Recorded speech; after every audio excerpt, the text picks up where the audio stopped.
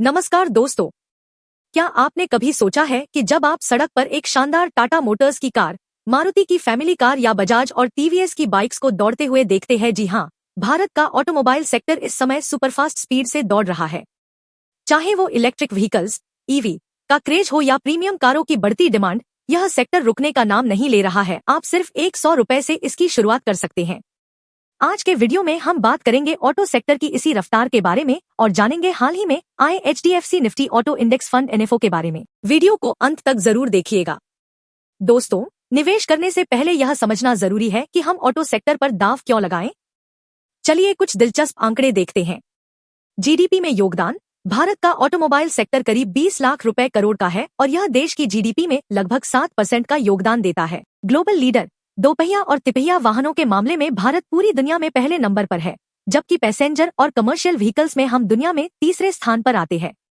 यह सेक्टर करीब 3 करोड़ लोगों को रोजगार देता है और सरकार के कुल जीएसटी कलेक्शन का लगभग 15% अकेले इसी सेक्टर से आता है। सोचिए, जो सेक्टर सरकार की कमाई और देश की तरक्की का इतना बड़ा जरिया हो, उसमें निवेश करना कितना फायदेमंद हो सकता है।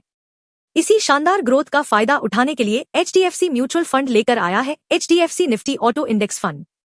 यह एक open ended passive index fund है। यह फंड सीधे निफ्टी ऑटो इंडेक्स को ट्रैक करता है। इसमें फंड मैनेजर खुद से शेयर नहीं चुनते, जो कंपनियां इस इंडेक्स का हिस्सा हैं, उन्हीं में उसी अनुपात में आपका पैसा निवेश कर दिया जाता है।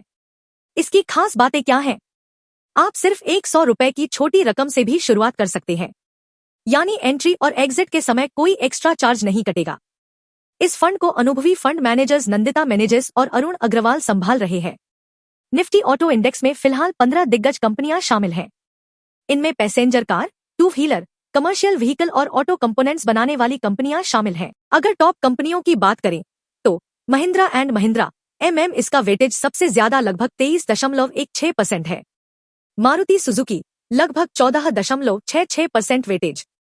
बजाज ऑटो करीब 9.86% वेटेज। इसके अलावा इसमें Eicher Motors, Tata Motors, TVS, hero MotoCorp, Bharat forge और अशोक लेलैंड जैसी मार्केट लीडर कंपनियां भी शामिल हैं। यानी एक ही फंड से आपको पूरे ऑटोमोबाइल इकोसिस्टम का डाइवर्सिफाइड एक्सपोजर मिल जाता है।